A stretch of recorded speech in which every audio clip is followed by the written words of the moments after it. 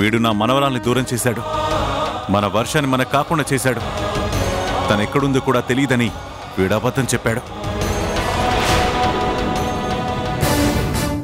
వీణ్ణి నమ్మి పసిపిల్లల్ని అప్పగిస్తే లోకం తెలియని ఆ పిల్లల్ని ఎక్కడో వదిలేశానని చెప్పి మన దగ్గర కట్టుకథలు చెప్పాడు. కనీసం తన జాడ కూడా తెలియదని కన్నీళ్లు పెట్టుకున్నట్టు నాటకం ఆడాడు. ఇలాంటి వాడిని ఇంకా నమ్మమంటావా? వీడిని స్నేహితుడు అనుకోమంటావా? వీడితో బంధుత్వం ఉందని కలుపుకోమంటావా? అది కల్లో కూడా జరగని పని. నా మనవరాల్ని ఏ రోజైతే తీసుకొచ్చి వీడు నా ముందు నిలబెడతాడో, ఇదిగోరా నీ వర్ష బాగుంది, నీ మనవరాలకి ఏమీ కాలేదని నా మనవరాల్ని నా చేతికి అప్పగిస్తాడో అప్పుడు ఆ క్షణమే వీడిని నేను నమ్ముతాను. అంతవరకు వీడు నాకు బంధువు కాదు, స్నేహితుడు కాదు, శత్రువు మాత్రమే.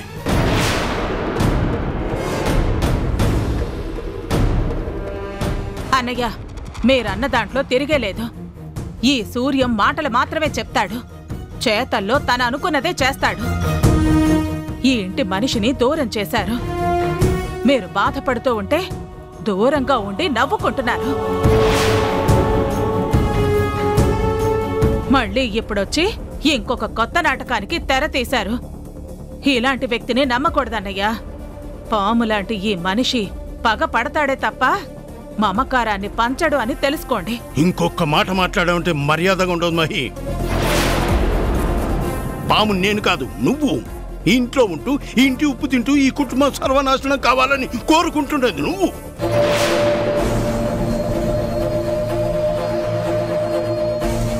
నేనెప్పుడు ఈ ఇంటి మంచినే కోరుకున్నాను, ఈ కుటుంబం బాగుండాలని కోరుకున్నాను. నా శంకర్ నన్ను శత్రువులా చూస్తున్నాను, నేనెప్పుడు వాడి మంచినే కోరుకున్నాను. ఈ రోజు నేను ఈ నట్టింట్లో కాలు మీద కాలేసుకొని కూర్చున్నానంటే నీకు అర్థం కాలేదా? శంకర్, మన మనవరాలు వర్ష మనకు దూరం అయిపోలేదురా. తను ఇక్కడే ఉంది, మన దగ్గరే ఉంది. నేను తను చూశాను. తనని నీకు అప్పగించాలనుకున్నాను కాబట్టే నీ ముందు ఇంత ధైర్యంగా కూర్చున్నాను. ఏంట్రా నువ్వనేది? ఇది మళ్ళీ కొత్త నాటకమా? నాటకాలు ఆడాల్సిన అవసరం నాకు లేదురా. నేనెప్పుడు నిజంతోనే ఉంటాను, నిజంలోనే బ్రతుకుతాను, నిజమే చెప్తాను. ఇన్నాళ్ళు వర్ష ఎక్కడుందో నాకు తెలియదన్న విషయం నిజం. ఆ రోజు తను నాకు దూరం అయిపోవడం నిజం, తన జాడెక్కడుందో తెలియకపోవడం నిజం. నేనెప్పుడూ నీకు అబద్ధం చెప్పలేదురా. ఆ రోజు కూడా నేను చెప్పింది నిజం, కానీ అది నువ్వు నమ్మలేదు. ఈ రోజు కూడా నిజం చెప్తున్నాను. వర్ష ఇక్కడే ఉంది, నాకు దొరికింది.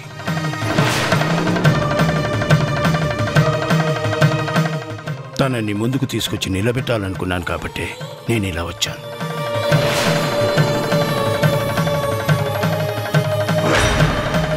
చెప్పరా, నా వర్ష ఎక్కడుంది? తనని చూడాలని నా కళ్ళు ఎన్నాళ్ళుగానూ తప్పిస్తున్నాయిరా. నా మనవరాల్ని నాకు చూపించరా. ఒక్కసారి నా ముందుకు తీసుకురారా.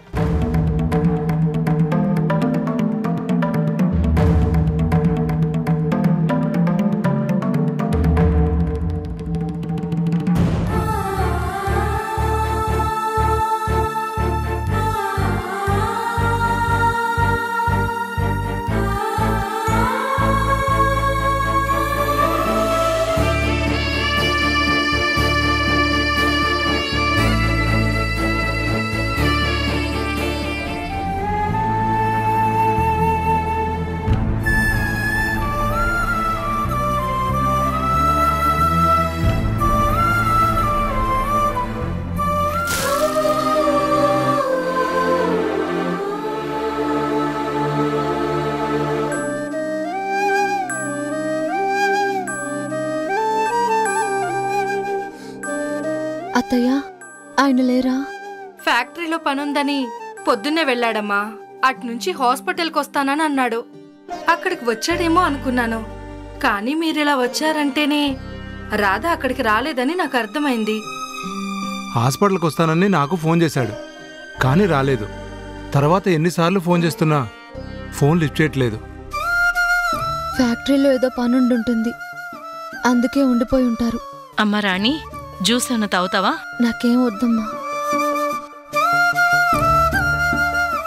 అదేంటి రాధా, రాణిని ఈరోజు డిశ్చార్జ్ చేస్తున్నారని తెలుసు కదా, హాస్పిటల్కి నువ్వు వెళ్ళలేదెందుకు?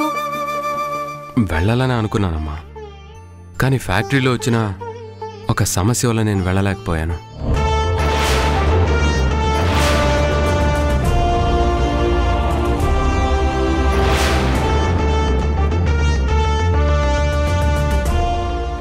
ఏంటండి ఫ్యాక్టరీలో సమస్య రావడం ఏంటి? అంతా బానే ఉంది కదా? మన దగ్గర అంతా బాగానే ఉంది, కానీ మనమంటే గిట్టని వాళ్ళు, మన మీద పగ పెంచుకున్న వాళ్ళు కూడా ఉంటారు కదా రాణి. అందుకే వాళ్ళు చూస్తూ ఎందుకు ఊరుకుంటారు? మనం బాగుంటే వాళ్ళెందుకు భరిస్తారు? అందుకే అధికారులను పంపించి ఫ్యాక్టరీని సీజ్ చేయించారు. మన ఫ్యాక్టరీని సీజ్ చేయడం ఏంటండి? అదే గనుక జరిగితే మన పరిస్థితి ఏంటి? వర్కర్స్ పరిస్థితి ఏంటి? భయపడాల్సిన అవసరం లేదు రాణి. మన వైపు తప్పు లేదు. నిజాయితీగా ఉన్నంత వరకు ఎవరి తాటాకు చప్పుళ్ళకి మనం భయపడాల్సిన అవసరమేం లేదు. ఇదంతా ఎవరు చేశారో నాకు అర్థమైంది, ఎందుకు చేస్తున్నారో కూడా నాకు అర్థమైంది. మనకి శత్రువులు ఎవరున్నారా? కావాలని ఎవరైనా ఎందుకు చేస్తారు? ఎందుకు చేయరండి? శంకర్ ప్రసాద్ గారు ఇంటికొచ్చి మరీ వార్నింగ్ ఇచ్చి వెళ్లారు కదా. ఆ కేసు విత్డ్రా చేసుకోకపోతే అంత చూస్తాను అని అన్నారు కదా. అంగబలం అర్ధబలం ఉన్న వ్యక్తి. ఆయన మాటల్ని ఏ అధికారులైనా వింటారు. సమాజంలో ఆయనకున్న పలుకుబడి మనందరికీ తెలిసిందే కదా. అలాంటి వ్యక్తితో గొడవ పెట్టుకున్నారు. ఇదిగో పరిస్థితి ఇలాగే ఉంటుంది. ఆ రోజు రాణి పోలీస్ కేసు పెట్టాను అన్నప్పుడే నేను ఎంతో భయపడ్డాను. పెద్దవాళ్లతో మనకెందుకు అని చెప్పాను, కానీ ఎవ్వరూ నా మాట పట్టించుకోలేదు. చూడండి ఇప్పుడు ఎలాంటి పరిస్థితి వచ్చిందో. అంటే ఏంటమ్మా? తప్పు వాళ్ళదైనా సరే మనమే తలంచాలా? ఎన్ని బాధలైనా మనమే భరించాలా? చివరికి ఆడవాళ్ళని అవమానిస్తున్నా కూడా మనమే సహించాలా? ఎంత డబ్బుంటే మాత్రం ఏదైనా చేసేస్తారా? డబ్బుకి గర్వం ఉంటుంది తప్ప అనుబంధం ఉండదు. డబ్బు చేతిలో ఉన్నప్పుడు మన మాటే నెగ్గాలన్న పంతమే ఉంటుంది తప్ప ఎందుకిదంతా జరిగింది అన్న ఆలోచనే ఉండదు.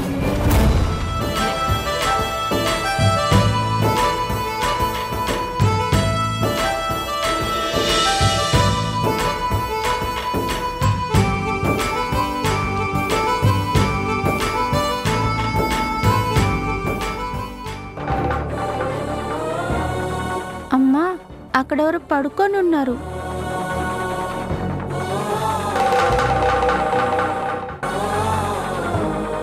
ఆ అంకుల్ కూడా ప్రసాదం పెట్టమ్మా. అలాగే.